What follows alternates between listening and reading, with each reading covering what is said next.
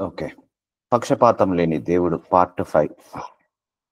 ఒకసారి సందర్భంలో కొంతమంది నాకు ప్రాబ్లమ్స్ చెప్పుకుంటున్నారు.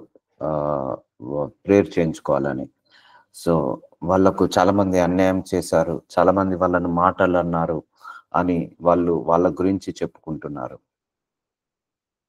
సో, దేవుడినడిగాను. అయ్యా! ఇంతగనం వాళ్ళు అన్యాయం చేశారు. వాళ్ళని ఇంతగనము చాలామంది మోసం చేశారు కదా! మరి ఎందుకు మీరు న్యాయం తీర్చట్లేదని అడిగినప్పుడు దేవుడు నాతో ఒక మాట చెప్పాడు. వాళ్ళు చేసిన తప్పుల గురించి నీ దగ్గర చెప్తున్నారు కానీ, వీళ్ళు చేసిన తప్పుల గురించి నీ దగ్గర ఒప్పుకోవట్లేదు అని అంటున్నాడు. అర్థమవుతుందా అండి? ప్రపంచంలో ఎవరైనా కూడా ఇతరులు చేసిన తప్పుల గురించి మాట్లాడతారు కానీ, వాళ్ళు చేసిన తప్పుల గురించి ఎప్పుడు ఎక్కడ కూడా నేను మాట్లాడంగా నా జీవితంలో చూడలేదు. సో, వాళ్ళు తప్పు చేశారు, వీళ్ళు తప్పు చేశారు, వాళ్ళు అది చేశారు, ఇది చేశారు అని చెప్తారు. కానీ, మనము ఏమైనా తప్పు చేశామా అని ఒప్పుకోవడానికి ఎవరు కూడా ఇష్టపడరు. కాబట్టి పక్షపాతం లేని దేవుడు. మన లోపల గూడా అలాంటి పక్షపాతం ఉండద్దు. మనం కూడా ఏదో సందర్భంలో తప్పులు చేస్తున్నాం, పొరపాట్లు చేస్తున్నాం. కానీ మన తప్పులను ఎప్పుడు గూడా కప్పిపెడుతుంటా అంటాం. అదే ఇతరుల వాళ్ళ తప్పులను ఎప్పుడు గూడా విప్పుతుంటా అంటాం. సో, మన తప్పులను మనం ఎలాగైతే కప్పుతున్నామో, ఇతరుల వాళ్ళ తప్పులను కూడా మనం కప్పేద్దాము. సో, ఎప్పుడైతే ఎంతసేపు మనము ఇతరులను దూషించడం, విమర్శించడం కాదు. మనల్ని మనము సరిచేసుకోవడమే ముఖ్యమైన ఘట్టము. సో, పక్షపాతం అలా ఉండద్దు. అంటే మనుషుల మధ్య మనుషులకు పక్షపాతం ఉండకూడదు. సో, దేవుడైతే అందరిని సమానంగా చూస్తాడండి. స్త్రీ అయినా సమానమే, ఆయనకు పురుషుడైనా సమానమే. అన్యుడైనా సమానమే, లేకపోతే స్వజనుడైనా సమానమే. సో, తన వ్యక్తులైన సమానమే, ఇతర వ్యక్తులైన సమానమే. ఈ తన మతస్థులైన సమానమే, ఇతర మతస్థులైన సమానమే. ఎందుకంటే దేవుడికి మతం లేదండి. దేవుడికి మనిషే ఉన్నాడు కానీ మతము లేదు. కానీ మనము అన్ని విషయాలలో మనం పక్షపాతం చూపిస్తున్నాము. వాళ్ళ మన గ్రామం అయితే ఒకలాగా, ఇవతల వాళ్ళ గ్రామం అయితే ఒకలాగా, మన దేశం వాళ్ళైతే ఒకలాగా, ఇతర దేశస్తులైతే ఒకలాగా. సో, ఇలా మనం అన్ని విషయాలలో పక్షపాతం చూపిస్తున్నాము. It's a spread across the world. So, world అంతా ఇలాగే స్ప్రెడ్ అయిపోయింది. సో, ఈ రోజు నుంచి మనము పక్షపాతం లేకుండా బ్రతుకుదాము. సో, రోమీయులకు రాసిన 2వ అధ్యాయము 21వ వచనంలో. So, Romans chapter second Romans second chapter 21st verse. So, ఎదుటి వానికి బోధించి నీకు నీవే బోధించుకొనవా? దొంగల యుద్ధాన్ని ప్రకటించుచు నీవు దొంగలించేదవా? సో, చాలా మంది ఎదుటి వాళ్ళకు నీతులు చెప్తారు గానీ వాళ్ళు పాటించరు. పక్షపాతము. సో, ఎదుటి వానికి బోధిస్తారు కానీ వాళ్ళకు వాళ్ళు బోధించుకొనరు. సో, నువ్వు ఇది తప్పు చేయకని ఇతరులకు చెప్తారు. కానీ అదే తప్పు వాళ్ళు చేస్తారు. సో, వాళ్ళు ఇతరులు తప్పు చేస్తే ఖండిస్తారు. కానీ వాళ్ళు తప్పు చేసుకుంటే ఖండించరు. సో, ఎదుటి వానికి ఎలాగైతే మనం బోధిస్తున్నామో, చాలా మంది ఎదుటి వాళ్ళ తప్పులను చూస్తున్నారు. చాలా మంది ఎదుటివాడి పొరపాట్లనే చూస్తున్నారు. కానీ వాళ్ళ తప్పులను, వాళ్ళ పొరపాట్లను ఎవరు కూడా గ్రహించలేకపోతున్నారు. సో, దీన్నే పక్షపాతం అంటున్నారు. అంటే వాళ్ళకైతే ఒక లెక్క, ఇతరి వాళ్ళకైతే ఒక లెక్క. సో, ఎదుటి వానికి బోధించి నీవు నీకు నీవే బోధించుకొనవా? నీకు నువ్వే తెలుసుకోవా? దొంగిలివద్దని ప్రకటించుచు నీవు దొంగలించేదవా? సో, ఒకరికి దొంగతనం చేయొద్దని అంటున్నావు. కానీ నీకు నువ్వే దొంగలిస్తున్నావు. నువ్వే దొంగలిస్తున్నావు. అంటే నీకైతే ఒక రూలు, ఇతరులకైతే ఒక రూలా? సో, ఈ పక్షపాతం ఉండకూడదు. స్ట్రిక్ట్‌గా ఉండాలి. మనం ఎలాగుంటున్నామో, ఇతరులు మన పట్ల ఎలాగ ఉండాలని కోరుకుంటున్నామో, మనము కూడా ఇతరుల పట్ల అలాగే ఉండాలి. ఇప్పుడు పరాయి స్త్రీని చూడొద్దని అంటారు. సో, వాళ్ళు పరాయి స్త్రీని చూస్తారు. కానీ వాళ్ళ సొంత భార్యని ఇంకొకరు చూస్తే వాళ్ళు తట్టుకోలేరు. సో, పక్షపాతము. వాళ్ళు ఒక పరాయి స్త్రీని అంటే ఇతర వాళ్ళ చెల్లెల్ని వాళ్ళు చూస్తారు. లేకపోతే బ్రదర్స్‌ని చూస్తారు. అలాగే వాళ్ళ చెల్లెల్ని ఒకరు చూస్తే తట్టుకోలేరు. సో, ఎంతసేపు ఇతరులు పర్ఫెక్ట్‌గా ఉండాలి. ఇతరులు కరెక్ట్‌గా ఉండాలి. ఇతరుల లోపాలను చూస్తాం కానీ మనము పర్ఫెక్ట్‌గా ఉండాలి. మన లోపాలను మనం సరిచేసుకోవాలని అనుకోరు ఎవరు కూడా. చాలా మంది అంతే. పరాయి స్త్రీని చూస్తారు. ఇతరుల భార్యను చూస్తారు. వాళ్ళని కోరుకుంటారు. అలాగే వాళ్ళ భార్యను ఎవరైనా కోరుకుంటే తట్టుకోలేరు.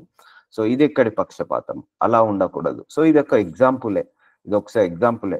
సో, మన డబ్బు ఎవరికి ఇవ్వడానికి ఇష్టపడదు. కానీ మనం ఇతరుల డబ్బు కావాలని కోరుకుంటాము. పక్షపాతము. సో, ఇలాంటి పక్షపాతం ఉండకూడదు. సో, నువ్వెలాగైతే ఉంటున్నావో నీ ఎదుటివాడు అలాగే ఉండాలని కోరుకోవాలి.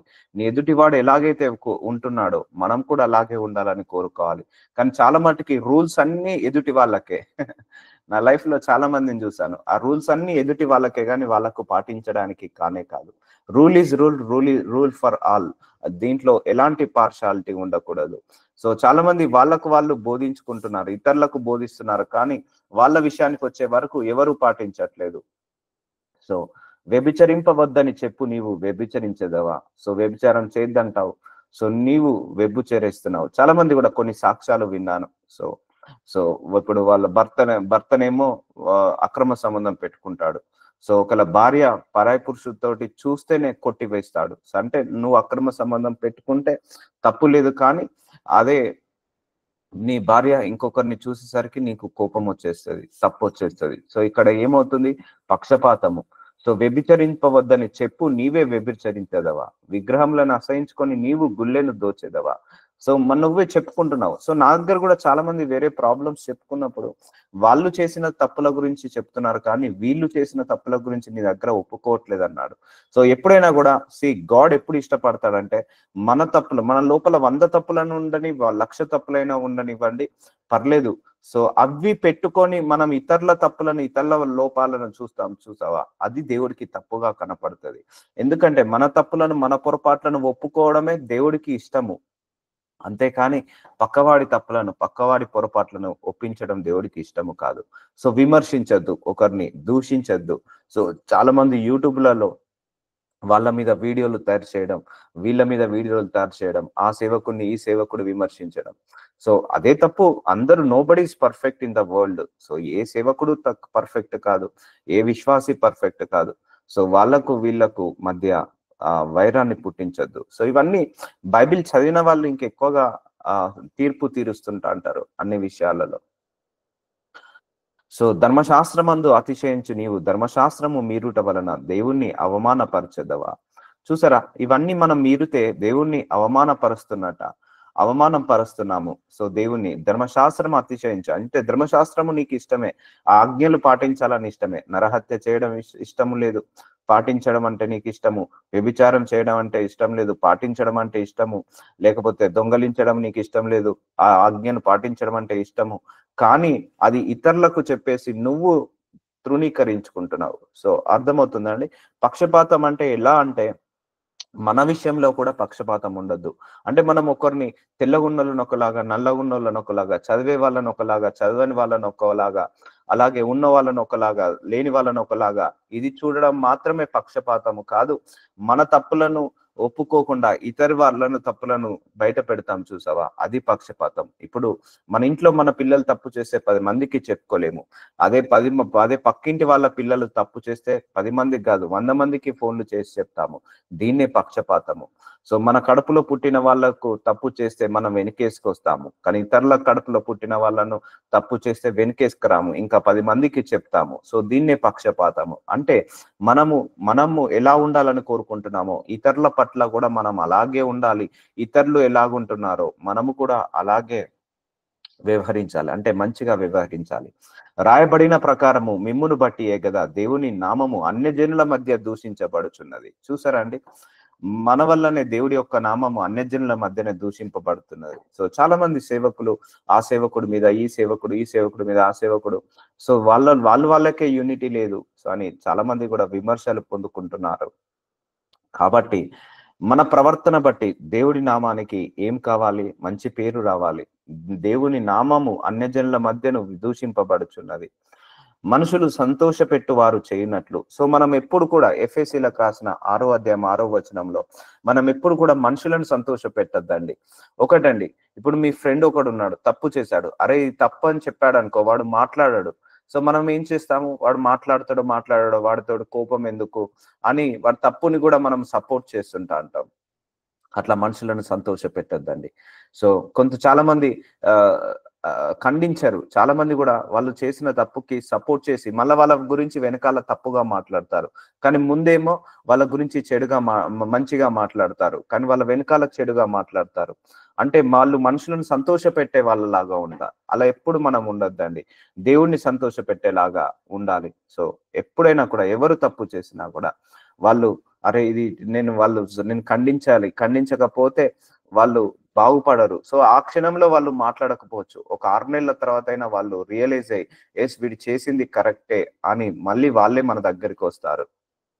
అందుకే మనము మనుషులను సంతోషపెట్ట వాళ్ళం కాకుండా కంటికి కనబడుటకే కాక క్రీస్తు దాసులమని ఎరిగి దేవుని చిత్తము మనపూర్వకంగా జరిగించుచు. దేవుడి చిత్తం ఏంటిది? అందరినీ సమానంగా చూడడమే.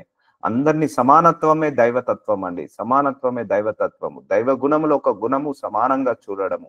క్రీస్తు దాసులమని ఎరిగి సో మనందరము అందరి కంటికి కనపడాలని మనం కార్యాలు చేయకుండా మనందరము కూడా దేవుడి చిత్తము మనపూర్వకంగా జరిగించాలి.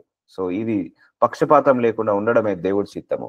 సో మనుషులను సంతోషపెట్టువారు. చాలా మంది ఓకే. నేను ఆ తప్పుని వాళ్ళు వాళ్ళు చేసింది తప్పు. ఒకవేళ వాళ్ళు తప్పని ముఖం మీద అంటే వాళ్ళు నాతో మాట్లాడరు. వాళ్ళు చేసింది పొరపాటు అని మనం ఒప్పేస్తే వాళ్ళు నాతో లైఫ్‌లో మాట్లాడరని వాళ్ళ తప్పులను యాక్సెప్ట్ చేస్తుంటా అంటారు. సో అలా ఉండకూడదు. అలా ఉండకూడదు. సో మనుషులు చేసినట్టు కాక ప్రభువునకు చేసినట్టే ఇష్టపూర్వకంగా సేవ చేయడి. చూసారా అండి? ఒక వాక్యము చెప్పిన మనం ఏది చేసినా కూడా దేవుడికి ఇష్టమైనట్టుగా మనం బ్రతకాలి. సో ఈ రోజంతా కూడా మనం దేవుడికి ఇష్టమైనట్టుగా బ్రతికామా? అయితే మనము దేవుణ్ణి సేవ చేసినట్టే అండి. సేవ చేసినట్టే. సో పక్షపాతం చూపియకుండా ఉన్నామా? అయితే దేవుడికి ఇష్టమైనట్టే మనము. సో ఇవన్నీ మనం జాగ్రత్తగా చేసుకోవాలి. మనుషులకు చేసినట్టు కాక మనం మనుషులను మెప్పు పొందాలని మనం కూడా ఎన్నో సార్లు అన్యాయస్థులం అవుతాము. అయ్యో! నేను ఇలా వాళ్ళ తప్పు ఇది తప్పని వాళ్ళకు చెప్పుతే వాళ్ళు మళ్ళా నాతో మాట్లాడరు. నాతో వాళ్ళు సరిగా స్నేహం చేయరు అని చెప్పరు అట్లా. అలా ఉండకూడదు. తప్పనిపిస్తే తప్పు చెప్పాల్సిందే. వాళ్ళు మాట్లాడినా మాట్లాడకపోయినా పర్లేదు. తర్వాత వాళ్ళే రియలైజ్ అయ్యి మాట్లాడతారు. అలా అని ఆ తప్పుని వెనకేసుకొస్తే మనం ఏమవుతున్నట్టు మనుషులను సంతోషపెట్టిన వాళ్ళం అవుతున్నాము. ఆ తప్పుని వెనకేసుకొచ్చి మనం కూడా తప్పుడు మనుషులం అవుతున్నాము. ఆ అవినీతిని వెనకేసుకొస్తే మనం కూడా అవినీతి పరులం అవుతాము. కాబట్టి మనుషులకు చేసినట్టు కాక ప్రభువునకు చేసినట్టే ఇష్టపూర్వకంగా సేవ చేయడి. సో నువ్వు ప్రభువుని మెప్పించు. మనుషులను మెప్పించకు. సో వాళ్ళు 100 మంది 100 రకాలుగా అనుకోని, 1000 మంది 1000 రకాలుగా అనుకోని, న్యాయం ఎటువైపు ఉంటే అటువైపే మాట్లాడండి. అన్యాయం వైపు ఎప్పుడు కూడా మనం మాట్లాడొద్దు. అన్యాయం వైపు ఎప్పుడు కూడా మనం ఓటు వేయొద్దు. దాన్నే పక్షపాతం అంటారు.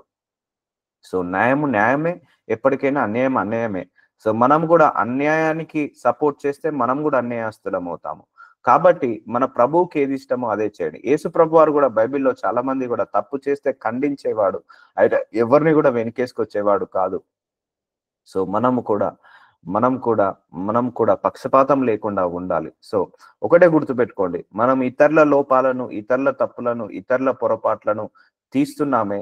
కానీ మన తప్పులను, మన పొరపాట్లను, మన లోపాలను ఇతరులకు చెప్పట్లేదే. సో ఈ వేరియేషన్ కూడా పక్షపాతం అని దేవుడు అంటున్నాడు. ఈ వేరియేషన్ కూడా. సో ఇలాంటి పక్షపాత బుద్ధి ఉండకూడదు మనకు. సో నిన్న కూడా ఒక సందర్భంలో దేవుడు చెప్పాడు. నీకెవరిదన్నా ఇంటి గుట్టు నీ స్నేహితుడుగా ఉన్నప్పుడు వారు నీకు చాలా విషయాలు చెప్పుకొని ఉండొచ్చు. కానీ తర్వాత బ్రేక్ అయింది. ఆ రిలేషన్ బ్రేక్ అయినప్పుడు చాలా మంది ఏం చేస్తారు? వాళ్ళు స్నేహంగా ఉన్నప్పుడు అన్ని విషయాలు చెప్పుకుంటారు కదా! సో అవన్నీ సీక్రెట్స్ వేరే వాళ్ళకు చెప్తారు. అలా గుట్టు రట్టు చేయదండి. బైబిల్‌లో ఒక వాక్యం ఉంటది. నీ పగవాడితో కోపం ఉంటే వాడితో వాద్యమాడు అంటే వాడితో గొడవ పెట్టుకో. కానీ వాడి గుట్టు మాత్రం రట్టు చేయకు అని అంటాడు. సో ఎవరి గుట్టు అలా రట్టు చేయొద్దు. ఎందుకంటే మన సీక్రెట్స్ కూడా ఉంటాయి. మన సీక్రెట్స్ ఎందుకు చెప్పము? మన పిల్లల సీక్రెట్స్ ఎందుకు చెప్పము? మన ఫైనాన్స్ సీక్రెట్స్ ఎందుకు చెప్పము? కానీ ఇతరుల వాళ్ళ సీక్రెట్స్ అయితే మనము పెద్దగా డిస్ట్రిబ్యూట్ చేస్తుంటాం. న్యూస్ ఛానెల్‌లో పెట్టి డిస్ట్రిబ్యూట్ చేసినట్టు డిస్ట్రిబ్యూట్ చేస్తుంటాం. పక్షపాతం. సో నీ విషయంలో నువ్వు ఎలాగైతే జాగ్రత్తగా ఉంటున్నావో ఇతరుల విషయంలో కూడా మనం అలాగే జాగ్రత్తగా ఉండాలి. అండ్ ఒకరి ఇంటి విషయాలు ఇంకో ఇంటికి మోయకండి. ఎక్కడ విన్న విషయాలు అక్కడే వదిలేయండి. అది దేవుడికి నచ్చదు. So we are not a postman. మనం పోస్ట్ మ్యాన్‌లం కాదు. డెలివరీ బాయ్స్ కాదు. డెలివరీ బాయ్స్ ఏం చేస్తారు? ఆ ఒక్కొక్క ఐటెమ్ తీసుకొచ్చి ఒక్కొక్కరి ఇంట్లో డెలివరీ చేస్తుంటా అంటారు. కానీ మనం కూడా నోటి మాటలతోటి డెలివరీ చేయకూడదు. ఎవరింట్లో ప్రాబ్లమ్స్ వాళ్ళ ఇంట్లోనే పెట్టండి. ఒకరింట్లో ప్రాబ్లమ్స్ ఇంకోరింట్లో డిస్కస్ చేయకండి. సో నీ ఇంట్లో ప్రాబ్లమ్స్ నువ్వు డిస్కస్ చేసుకుంటావా? అది నీ ఇష్టం అది. కానీ ఒకరి ప్రాబ్లమ్స్ నీవు ఇంకోరింట్లో డిస్కస్ చేయడం దేవుడు అధికారాన్ని ఇవ్వలేదు. ఇవన్నీ ప్రతిరోజు డే టు డే యాక్టివిటీస్ లో మన అందరం చేస్తున్న తప్పులే. అందరూ కూడా లోకంలో ఉన్న అందరూ కూడా తప్పు. అందుకే దేవుడు ఏమన్నాడు? నా ప్రజలు నా జ్ఞానం లేక నశించిపోతున్నారు అన్నాడు. నా జ్ఞానం లేక నశించిపోతున్నాడు అని యేసు ప్రభువారు అన్నాడు. సో ఈ జ్ఞానము నిజంగా ఈ బైబిల్ అందరి చేతిలో ఉండి అందరూ ఇలాగే నడుస్తే చాలా బాగుంటది. లోకమంతా కూడా ఈ గొడవలుండయి, కొట్లాటలుండయి, అల్లర్లుండయి, నేరాలుండయి, ఘోరాలుండయి, దొంగతనాలుండవు, వ్యభిచారాలుండవు, నరహత్యలుండవు. సో ఈ బైబిల్ ప్రకారం అందరూ నడుస్తే, అందరూ సమానంగా చూసుకుంటే, ఒకరికొకరు రెస్పెక్ట్ ఇచ్చుకుంటే అంతా బాగుంటది. సో పక్షపాతం వల్ల ఏమవుతుందండి? పక్షపాతం వల్ల గొడవలు ఎక్కువవుతున్నాయి. 2 కులాల మధ్య గొడవలు పక్షపాతం వల్లనే. 2 మతాల మధ్య గొడవలు పక్షపాతం వల్లనే. 2 2 భాషల వాళ్ళ మధ్య గొడవలు, 2 దేశాల మధ్య గొడవలు పక్షపాతం వల్లనే. సో మేము గ్రేట్ అంటే మేము, వాళ్ళు గ్రేట్ అంటే వాళ్ళు అని ఇలా పక్షపాతముతో ఉంటున్నారు. కానీ అరే మేము మేము ఎలాగైతే మనుషులమో వాళ్ళు కూడా మనుషులే అని ఎప్పుడైతే మనిషి అనుకుంటాడో అప్పుడే లోకంలో ఉన్న ప్రాబ్లమ్స్ అన్ని కూడా సాల్వ్ అయిపోతాయి.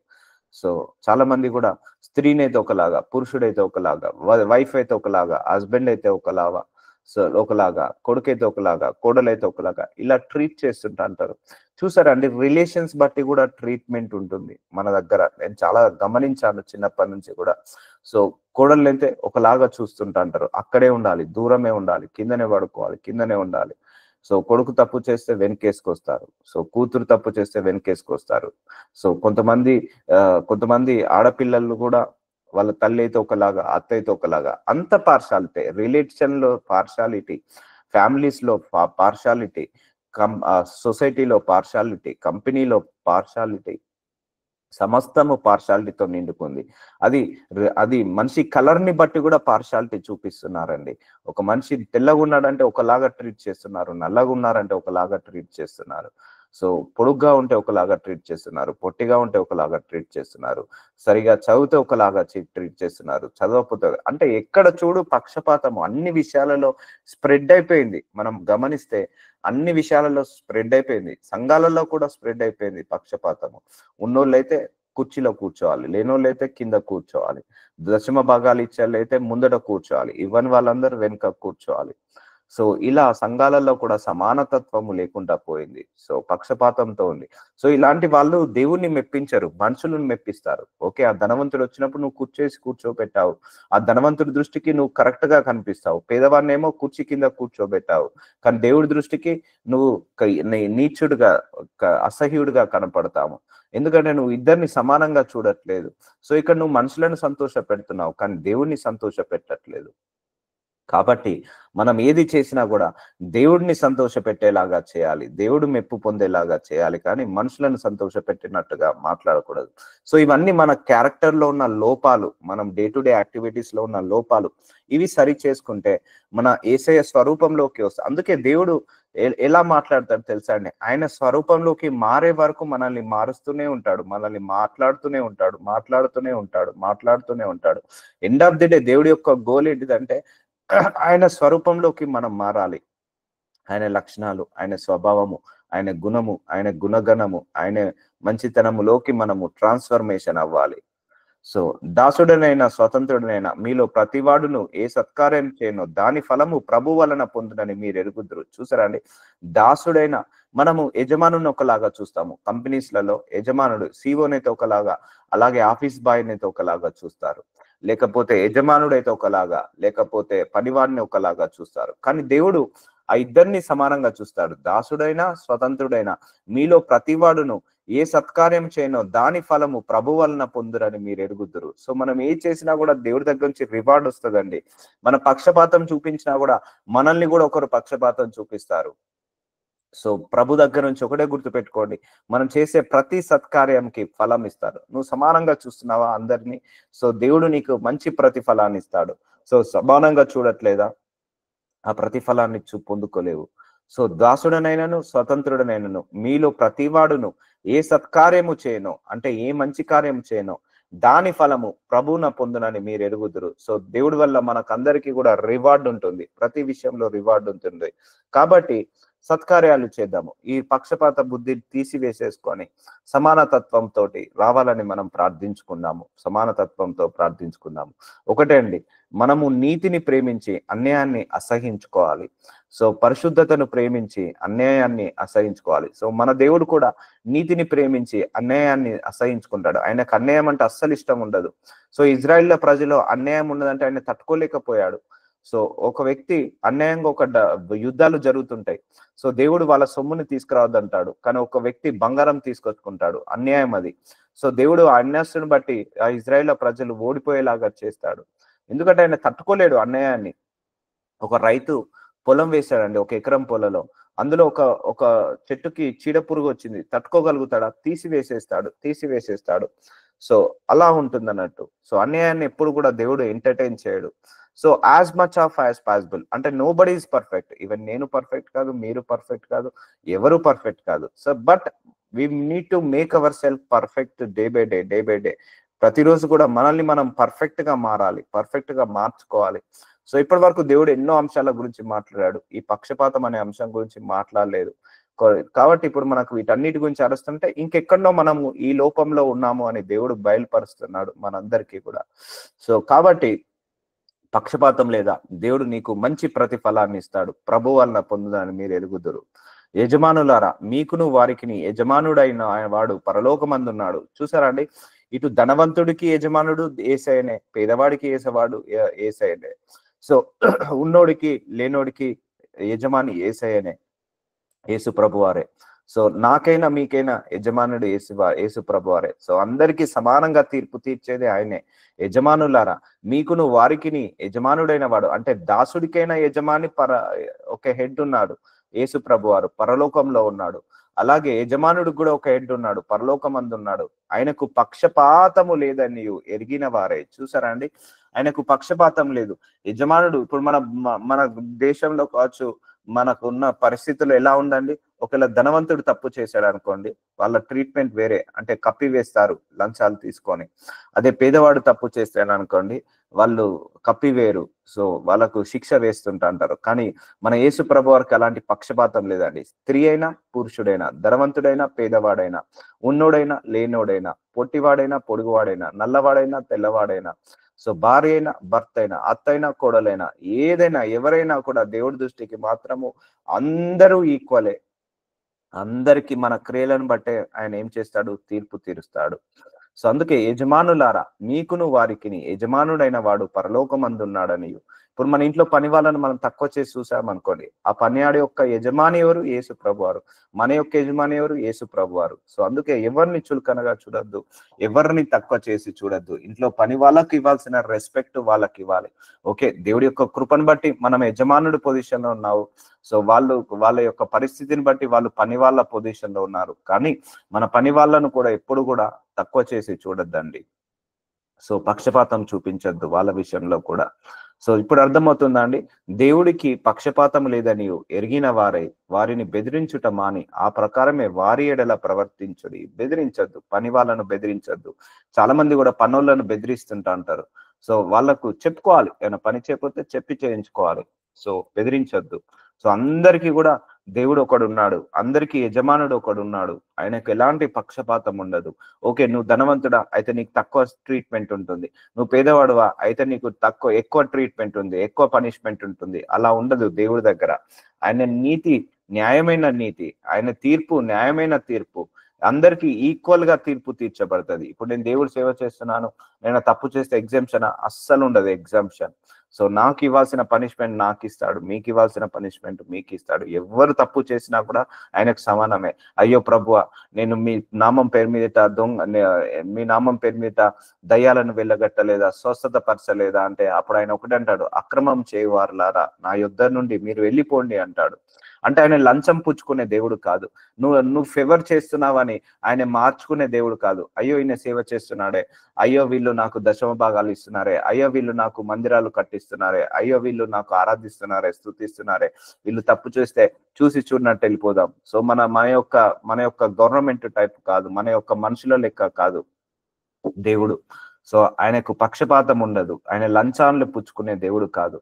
కాబట్టి ఆయన తీర్పు న్యాయమైన తీర్పు. ఆ తీర్పు ముందు మనం నిలబడకుండా ఉండాలి. ఇందులో యూదుడని గ్రీస్తు దేశుడని లేదు, అంటే అన్యజనుడు అని కానీ లేకపోతే క్రైస్తవుడు అని కానీ ఎవ్వరు కూడా ఆయనకు భేదము లేదు. సో దాసుడని స్వతంత్రుడని అంటే ఓనర్ అని లేకపోతే పనివాడని ఆయనకు భేదము లేదు. పురుషుడని స్త్రీ అని లేదు. యేసుక్రీస్తునందు మీరందరూ ఏకంగా ఉన్నారు. చూసారా, మనందరం దేవుడి దృష్టికి ఏకమే. ఇప్పుడు మన దేశంలో కూడా స్త్రీని ఒకలాగా చూస్తారు, పురుషుని ఒకలాగా చూస్తారు. ఆడపిల్లలు పుడితే ఒకలాగా, మగ పిల్లలు పుడితే ఒకలాగా చూస్తారు. కానీ దేవుడి దృష్టికి ఇద్దరూ సమానమే. స్త్రీ పురుష భేదం ఉండదండి దేవుడి దృష్టికి. సో యూదుడని గ్రీసు దేశుడని అంటే దేవుడి దృష్టికి అన్యుడైనా స్వజనుడైనా ఇద్దరు సమానమే. క్రైస్తవుడైనా ఇస్లాము అయినా అందరూ సమానమే. సో యజమానుడైనా అండ్ వేరే వాళ్ళైనా కూడా పనివాడైనా అందరూ సమానమే. సో మనందరం కూడా దేవుడి యందు ఎలా ఉన్నాము? ఏకముగా ఉన్నాము. అంటే is giving the priority, equal priority అనండి.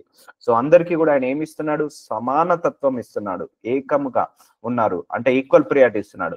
ఇప్పుడు మనకెంత విలువ ఇస్తున్నాడో దేవుడు మన ఇంట్లో పని వాళ్ళకు కూడా అంతే విలువ ఇస్తాడు. ఒక కంపెనీలో సిఇఓకి దేవుడు ఎంత విలువ ఇస్తున్నాడో ఆ కంపెనీలో పనిచేసే ఆఫీస్ బాయ్ కావచ్చు, ప్యూన్ కావచ్చు, అతనికి కూడా అంతే విలువ ఇస్తాడు. సో పక్షపాతం ఉండదండి దేవుడికి. సో మనము కూడా ఇదే పక్షపాతం లేకుండా సమానతత్వంతో ఉండాలని ప్రార్థించుకుందాము.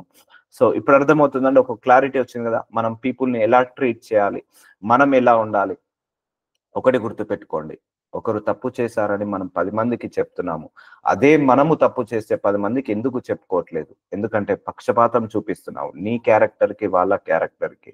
సో అలా గ్రహించుకొని ఈ రోజు నుంచి ఇంకా జాగ్రత్తగా ఉందాము. సో ఓకే, నా పిల్లలు తప్పు చేస్తే నేను ఎలాగైతే కప్పి పెడుతున్నానో, ఇతర పిల్లలు తప్పు చేస్తే కూడా అలాగే కప్పి పెడతాను. అంటే నాకు సంబంధం లేనట్టు, అంటే వాళ్ళ గుట్టు రట్టు చేయొద్దు. అందుకే చాలా మంది మనం చూసామండి, ఒకరింటి విషయాల గురించి ఇంకో ఇంటి దగ్గర బ్యాడ్‌గా మాట్లాడుతుంటా అంటారు. అలా మాట్లాడొద్దు. అది అసహ్యము. ఎవరి కుటుంబం వాళ్ళది. ఎవరి కుటుంబంలో ఉన్న సమస్యలు వాళ్ళకు. వాళ్ళ పలానాయన కూతురు ఇలా చేసిందట, పలానాయన కొడుకు ఇలా చేసిందట. అదే అదే నీ కొడుకు, నీ కూతురు చేస్తే చెప్పట్లేదు. ఇతరుల కూతురు, కొడుకులు చెప్తే చెప్తున్నావు. పక్షపాతము. ఇవన్నీ కూడా దేవుడు అసహించుకుంటాడండి. నిజం చెప్తున్నా, అసహించుకుంటాడు. కానీ మనందరికి ఇవంతా ఒక బ్లడ్ లో ఒక గ్రూప్ లాగా అయిపోయింది. ఇదంతా బ్లడ్ గ్రూప్ లాగా అయిపోయింది. మార్నింగ్ బ్రేక్‌ఫాస్ట్, లంచ్, డిన్నర్ చేయకపోయినా కొంతమంది ఉంటారు. సో ఇలాంటి విషయాలు షేర్ చేసుకోవడానికి వాళ్ళకు ఉబ్బాగదు, కడుపు ఆగదు. సో వాళ్ళకు ఉబ్బిపోతుంటా అంటారు. ఎప్పుడు చెప్పాలా అలాంటి వాళ్ళు చాలా మంది ఉంటారు ఈ లోకంలో. God bless them. కానీ అందరి ముందు ఒక రోజు నిలబడాల్సి వస్తది. ప్రతి మాటకు లెక్కప్ప చెప్పాల్సి వస్తది. మనం తీర్చే ప్రతి తీర్పు కూడా లెక్కప్ప చెప్పాల్సి వస్తది. సో నువ్వు ఒక వీడియో చూసావు. సో ఆ వీడియో మీద నువ్వు ఒక కామెంట్ వేసావు. ఆ కామెంట్ కూడా నువ్వు లెక్కప్ప చెప్పాల్సి వస్తది. గుర్తుపెట్టుకోండి. నేనేం జోక్ చెప్పట్లేదు. ప్రతి క్రియకు మనం లెక్కప్ప చెప్పాలి. ఆ వీడియో చూసి వదిలేసేయి. ఎందుకు ఆ కామెంట్? ఆ దైవజను మీద ఎందుకు ఆ నెగిటివ్ కామెంట్? లేకపోతే ఆ మనిషి మీద, ఆ విశ్వాసి మీద, ఆ అన్యజనుడి మీద ఎందుకు ఆ నెగిటివ్ కామెంట్? సో ఆ నెగిటివ్ కామెంట్‌ని బట్టి నువ్వు ఎందుకు తీర్పులోకి వెళ్తావు? చూసి చూడనట్టు వదిలేయాలి. అందుకే మనం ఏదైనా చూసి చూడనట్టు వెళ్ళిపోవాలి. విని విననట్టు వెళ్ళిపోవాలి. సో అప్పుడు నీ లైఫ్ చాలా బాగుంటుంది. దేవుడి దృష్టికి నువ్వు నీ యొక్క స్థాయి పెరుగుతుంటా ఉంటది. అనవసరంగా ఆ కామెంట్, ఒక నెగెటివ్ కామెంట్ రాసేసావు. ఏది నిజమో ఏది అబద్ధమో తెలియక. ఆ నెగెటివ్ కామెంట్‌ని బట్టి కూడా మనకు ఎంతో కొంత బ్లెస్సింగ్ ఆగిపోతది. నిజం చెప్తున్నా. మీకు ఇంకా డీపర్ గా తీసుకెళ్తా ఇలాంటి విషయాలలో. సో ఇవన్నీ కూడా దేవుడు నాకు చూపిస్తుంటా అంటాడు. ఇవన్నీ కూడా ఇలా ఉండాలి, ఇలా హ్యాండిల్ చేయాలి. సో సంఘాన్ని ప్రిపేర్ చేపించు, ఈ వేలో, ఈ డైరెక్షన్ లో నడిపించు అని చెప్తున్నాడు. అది వాక్యాన్ని చూసే, వాక్యం ప్రకారమే, సొంత బోధనలు ఏముండయి. సో అందుకే ఇందులో యూదుడని గ్రీసు దేశస్థుడని లేదు, దాసుడని స్వతంత్రుడని లేదు, పురుషుడని స్త్రీ అని లేదు. యేసుక్రీస్తునందు మీరందరూ ఏకముగా ఉన్నారు. So we all are equal in sight of God. సో మనం కూడా ఈక్వల్ గా చూడాలి దేవుడి దృష్టిలో. సో నేను లేవియా కాండము 19వ అధ్యాయం 11వ వచనము, నేను మీ దేవుడనైన యెహోవాను, మీరు దొంగిలింపకూడదు, బొంకకూడదు, ఒకనితో ఒకడు అబద్ధమాడకూడదు. సో దొంగలించద్దు, సో సనగకూడదు, బొంకకూడదు, దీనితో ఒకనికొకడు అబద్ధములాడకూడదు, నా నామం బట్టి అబద్ధ ప్రమాణము చేయకూడదు, నీ దేవుని నామమును అపవిత్రపరచకూడదు, నేను యెహోవాను. సో మనం చాలా మంది కూడా నమ్మించాలని దేవుడి మీద ప్రామిస్ చేస్తాం. గాడ్ ప్రామిస్ ఎప్పుడు వేయద్దు. సో చాలా మంది అది ఎవరు చెప్తారంటే, ప్రామిస్ ఎవరు ఎక్కువ వేస్తారు చెప్పారా అండి? అబద్ధాలు చెప్పే వాళ్ళే ప్రామిస్ చేస్తారు. సో అది నిజమని, అబద్ధాన్ని కూడా నిజమని ప్రూఫ్ చేయడానికే ప్రామిస్ చేస్తారు. సో నీ మాట అవునంటే అవును, కాదంటే కాదు, ఖచ్చితంగా ఉండాలి. తప్పు చేసావా అని ఒప్పుకో. అంతేగాని ఆ తప్పుని కప్పు పెట్టేసి నువ్వు గాడ్ ప్రామిస్ చేసి స్కై ప్రామిస్ అని, హెవెన్లీ ప్రామిస్ అని, మదర్ ప్రామిస్ అని, ఫాదర్ ప్రామిస్ అని, గాడ్ ప్రామిస్ అని, ఎర్త్ ప్రామిస్ అని ఇవన్నీ చేయొద్దు. సో చేసే అంటే అబద్ధాలు చెప్పి ప్రామిస్ చేయకూడదు. నా నామంను బట్టి అబద్ధ ప్రమాణము చేయకూడదు. సో అందుకే గాడ్ ప్రామిస్ అని ఎప్పుడు అనకూడదండి, మంచిది కాదు. మన చిన్నప్పటి నుంచి అలవాటు. ఎవరన్నా వినకపోతే ఇది నిజమేనా అన్నప్పుడు గాడ్ ప్రామిస్ ఇది నిజమే అని మనం నమ్మించే వాళ్ళం. సో అలా ఎప్పుడు చెప్పకూడదు. వాడు నమ్మిస్తున్నాడంటే అబద్ధం చెప్తున్నట్టు. నీ దేవుని నామమును అపవిత్రపరచకూడదు. చూసారండి, నామాన్ని అపవిత్రపరుచుతున్నాము అంటే మనం తప్పు చేసి అబద్ధం చేసి ఎదుటి వాడిని నమ్మించాలని గాడ్ ప్రామిస్ అంటావా? అది దేవుడి నామాన్ని మనం దూషించినట్టు, అవమానపరిచినట్టు. సో నీ పొరుగు వాడిని హింసింపకూడదు, వాడిని దోచుకొనకూడదు. కూలివాని కూలి మరునాటి వరకు నీ యొద్ద ఉంచుకొనకూడదు.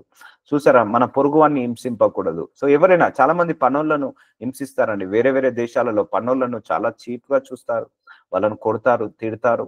సో అలా హింసించకూడదు పొరుగు వాడిని. అంటే మనకు కాకుండా ఎవరిని కూడా కొంతమంది మాటలతో హింసిస్తారు, కొంతమంది బెత్తంతో హింసించదు, కానీ కొంతమంది సూటిపోటి మాటలతో హింసిస్తారు.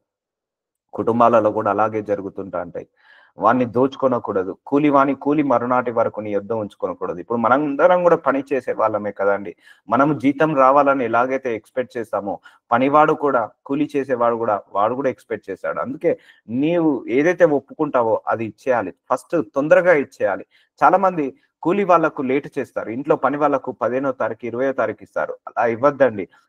మనం ఎలాగైతే 1వ తారీఖు సాలరీ పొందుకుంటామో అలాగే ఇమ్మీడియట్ గా దేవుడికి ఇవ్వాల్సిన డబ్బులు దేవుడికి, కూలివాడికి ఇవ్వాల్సిన కూలివాడికి, పనోళ్ళకి ఇవ్వాల్సిన డబ్బులు పనోళ్ళకు ఇచ్చేయాలి. నీ చేతిలో డబ్బులు పడగానే వాళ్ళకి ఇచ్చేయాలి. సో ఇలా పక్షపాతం ఉండదు. మనకేమో 30వ తారీఖు రావాలి శాలరీలు ఎక్స్పెక్ట్ చేస్తాము, అలాగే వాళ్ళు కూడా ఎక్స్పెక్ట్ చేస్తారు. మనం ఎలాగైతే పని చేస్తాం, కాకపోతే మనం సాఫ్ట్వేర్ పని చేస్తుంటాం, వాళ్ళు కూలి పని చేస్తుంటారు. వాళ్ళకు ఆ శాలరీ వాళ్ళకి అది ఎక్కువ, మనకు మన శాలరీ ఎక్కువ. మన శాలరీ మనకు ఎంత ఇంపార్టెంటో వాళ్ళ జీతం కూడా వాళ్ళకి అంతే ఇంపార్టెంట్. అందుకే నీ చేతిలో డబ్బులు పెట్టుకొని రేపురా ఎల్లుండిరా అని అనకూడదు. ఎప్పుడైనా కూడా అది దేవుడికి నచ్చదు. నీ యొద్ద ఉంచుకోనకూడదు. కూలివాని కూలి మర్నాటి వరకు నీ యొద్ద ఉంచుకోనకూడదు. ఏ రోజు డబ్బులు వాళ్ళకు ఆ రోజు ఇచ్చేయాల్సిందే అండి. అండ్ ఇంకొకటి, కొంతమంది 1000 రూపాయలను ఒప్పుకున్నారు అనుకోండి, 900 ఇస్తారు. అట్లా ఎప్పుడు ఇవ్వద్దండి, ఇంకా 10 రూపాయలు ఎక్కువనే ఇవ్వాలి. ఎప్పుడైనా మనం ఒప్పుకున్న డబ్బుకి ఏ విషయంలో అయినా కూడా, అది ఆఫీస్ పని కావచ్చు, ఇంట్లో పని కావచ్చు, ఏదైనా ఒప్పుకున్న ఒక నోటితో ఒక డబ్బు ఒప్పుకున్నావా అది ఖచ్చితంగా ఇవ్వాల్సిందే. దానికంటే ₹1 ఎక్కువ ఇచ్చినా నీకు మంచిదే, కానీ తక్కువ ఇవ్వకూడదు. సో నీ దగ్గర డబ్బులు పెట్టుకొని రేపురా మాపురా నీకు జీతం ఎల్లుండి ఇస్తా, 15వ తారీఖు ఇస్తా డబ్బులు పెట్టుకొని, సో అలా అనకూడదు. సో నీ యొద్ద ఉంచుకోనకూడదు. ఇవన్నీ పక్షపాతం చూపించే వాళ్ళే. చెవిటి వాడిని తిట్టకూడదు, గుడ్డివాణి ఎదుట అడ్డము వేయకూడదు. చాలా మంది గుడ్డివాడికి కాలడ్డం పెట్టి పడేస్తుంటా అంటారు, చోటి వాళ్ళను తిడుతుంటా అంటారు. చోటడా ఎప్పుడు ఆ మాట అనొద్దండి. చోటి వాడిని చోటడా అనకూడదు, గుడ్డివాడిని గుడ్డివాడా అని అనకూడదు. చాలా మంది క్రిటిసైజ్ చేస్తారు, కుంటి వాళ్ళను కుంటోడా అని అంటారు. సో అలా క్రిటిసైజ్ చేయొద్దు, విమర్శించద్దు. నీ దేవునికి భయపడవలెను, నేను యెహోవాను. చూసారా అండి, ఇలాంటివన్నీ కూడా చాలా మంది చేస్తుంటా అంటారు. స్కూళ్ళల్లో కూడా నత్తి ఉన్నాడు అనుకోండి నత్తోడా అంటారు, పొట్టిగున్నాడు అనుకోండి పొట్టోడా అంటారు, నల్లగా ఉన్నాడు అనుకోండి నల్లోడా అంటారు. సో తెల్లగా ఉన్నాడు ఎర్రగా ఉన్నాడు అనుకోండి ఎర్రోడా అంటారు. ఇవన్నీ చాలా మంది మనం చూసాం చిన్నప్పటి. ఇవన్నీ మనం చేసిన వాళ్ళమే అందరు కూడా. చోటనేమో చోటడా రే చోలిన పడతలేవా అంటాము, గుడ్డివానేమో గుడ్డోడా నీ కళ్ళు కనపడతలేవా అంటారు. అట్లా అనకూడదండి. ఎప్పుడు కూడా చోలిన పడతలేదు, గుడ్లు కన్ను కనపడతలేవు. సో ఇవన్నీ కూడా మనం తప్పులు చేయాలి. చూసారా అండి, దేవుడు ఎంత గొప్పోడో. పాయింట్ టు పాయింట్ రాసి పెట్టాడు బైబిల్లో. అందుకే ఇట్స్ ఎ వెరీ ప్రిసిషియస్ బుక్ అండి. మనిషికైతే చాలా ఉపయోగపడే బుక్ బైబిల్. మనం ఇవన్నీ తప్పులు చేసుకుంటే పెరిగాము, కానీ ఇంకా మనం దేవుడి ముందు నేను ఏ తప్పు చేయలేదు, ఏ పొరపాటు చేయలేదు అనుకుంటా. అంటే నువ్వు పక్షపాతాన్ని చూపిస్తే కూడా దేవుడికి ఇష్టం ఉండదు. అన్యాయపు తీర్పు తీర్చకూడదు, బీదవాని పక్షమున పక్షపాతము చేయకూడదు. చూసారండి, అన్యాయపు తీర్పు తీర్చకూడదు, రాంగ్ జడ్జిమెంట్ ఎప్పుడు ఇవ్వకూడదు. ఒకవేళ బీదవాడైనా కూడా వానికి పక్షపాతం చేయకూడదు. సో వాడు బీదవాడు కరెక్ట్ చేస్తే బీదవాడి వైపే మాట్లాడు, ధనవంతుడు తప్పు చేస్తే ధనవంతుని ఖండించు. గొప్పవాడని అభిమానము చూపకూడదు. చూసారని, గొప్పవాడని అభిమానము, బీదవాడని పక్షపాతము చేయకూడదు. న్యాయమును బట్టి నీ పొరుగువాన్ని తీర్పు తీర్చవలెను. చూసారా, న్యాయాన్ని ప్రేమించాలి, అన్యాయాన్ని విసర్జించాలి. సో నీ వాడు న్యాయం చేశాడా, వాడికే నువ్వు సపోర్ట్ చేయి. నీ ఇంట్లో కుటుంబ సభ్యులు అన్యాయం చేశారా, వాడికి నువ్వు సపోర్ట్ చేయకు. అంటే నీళ్ళ పొరుగువాడి వీళ్ళ కాదు, ఇక్కడ న్యాయం ఎటువైపు ఉందో అటువైపు నిలబడమంటున్నాడు. అన్యాయం తీర్చకూడదు. సో పక్షపాతం ఉండే వాళ్ళు ఇదే తీర్పు. కొంతమంది డబ్బులు ఇస్తే కొట్టేస్తాను, కేసు కొట్టేస్తాను, లేకపోతే తిరగ రాస్తాను. డబ్బుల కోసం న్యాయాన్ని ఎప్పుడు తిప్పివేయకూడదు. సో పైన అందరి పైన ఒకరు కూర్చున్నాడు. సో బీదవాడైతే పక్షపాతం చూపిస్తాడు. అక్కడ బయట నిలబడిపో, నీకు వినబడతలేదా? అదే ధనవంతుడు వచ్చాడు అనుకోండి, వాడికి శాల్వా కప్పి చైర్లో కూర్చోబెడతారు. తప్పు చేసిన, ఈవెన్ ధనవంతుడు తప్పు చేసినా కూడా మంచి కుర్చీలో కూర్చోబెడతారు. అదే పేదవాడు తప్పు చేయకపోయినా కూడా మంచి కుర్చీలో కూర్చోబెట్టరు. సో పక్షపాతాన్ని చూపిస్తున్నారు. న్యాయంను బట్టి నీ పొరుగువాన్ని తీర్పు తీర్చవలెను. సో ఎటు న్యాయం ఉంటే అటే మాట్లాడాలి. ఒకవేళ నీ తల్లి తప్పు చేసినా తప్పు అనే ఖండించండి. నీ తండ్రి తప్పు చేసినా, లేకపోతే మీ పిల్లలు తప్పు చేసినా, ఆఖరికి మనము తప్పు చేసిన తప్పని ఖండించాలి. కానీ న్యాయం ఎటువైపు ఉంటే అటే మాట్లాడాలి. కానీ రిలేషన్ వైపు మాట్లాడొద్దని గుర్తుపెట్టుకోండి. అయితే నా పిల్లలు కదా, నేను సపోర్ట్ చేస్తాను. రిలేషన్, ఎమోషన్, సెంటిమెంట్స్ కి దేవుడు లొంగడు, చెప్తున్నాను కదా. రిలేషన్స్ కి, ఎమోషన్స్ కి, సెంటిమెంట్స్ కి, ఫీలింగ్స్ కి దేవుడు లొంగడు. దేవుడు నీతికి, నిజాయితీకి, న్యాయానికి, ధర్మానికే లొంగుతాడండి. సో అలా అంటే యేసు ప్రభువారు కూడా ఆయన ఒకటే మాట అనేవాడు, నా తండ్రి చిత్త ప్రకారం చేసిన వాళ్ళే నా సహోదరుడైనా, నా సహోదరి అయినా, నా యొక్క తల్లి అయినా, నా తండ్రి చిత్తం ప్రకారం చేయని నా తల్లి అయినా కూడా నా తల్లి కాదన్నాడు ఒక సందర్భంలో. అంటే ఆయన గాడ్స్ విల్కి ఇంపార్టెన్స్ ఇస్తున్నాడు. సో మనం కూడా దేవుడి యొక్క చిత్తానికి ఇంపార్టెన్స్ ఇద్దాం. Let us pray. నజరుడైన యేసయ్య, చాలా మంచి మంచి వాక్యాలు మా అందరికీ కూడా బయలుపరిచావు తండ్రి. Thank you so much for this prayer meeting my lord. పక్షపాతం ఉండకూడదు, ఎవరిని కూడా మీరు విమర్శించకూడదు, దూషించకూడదు. నీ తప్పులను నువ్వు ఎలాగైతే కప్పి పెట్టుకుంటున్నావో ఇతరుల తప్పులను కూడా నువ్వు విడిపించకూడదని ఎన్నో మంచి మాటలు చెప్పావు. ఎస్ మై లార్డ్, ఇవన్నీ మేము చేసిన తప్పులే తండ్రి. Nobody is perfect in this world. అయ్యా, మేము చేసిన ఈ తప్పులు, పొరపాట్లు, దోషాలు అన్ని కూడా యేసు నామంలో అవన్నీ కూడా మాయమవ్వాలి నాయన. ఇంకా మమ్మల్ని ప్యూరిఫై చేయండి, ఇంకా ప్యూరిఫై చేయండి. మీ స్వరూపం వచ్చే వరకు మమ్మల్ని అందరినీ కూడా ప్యూరిఫై చేయమని నజరుడైన యేసు నామంలో ప్రార్థిస్తున్నాను తండ్రి. ఆమేన్, ఆమేన్, ఆమేన్. ఆమేన్. Praise the lord.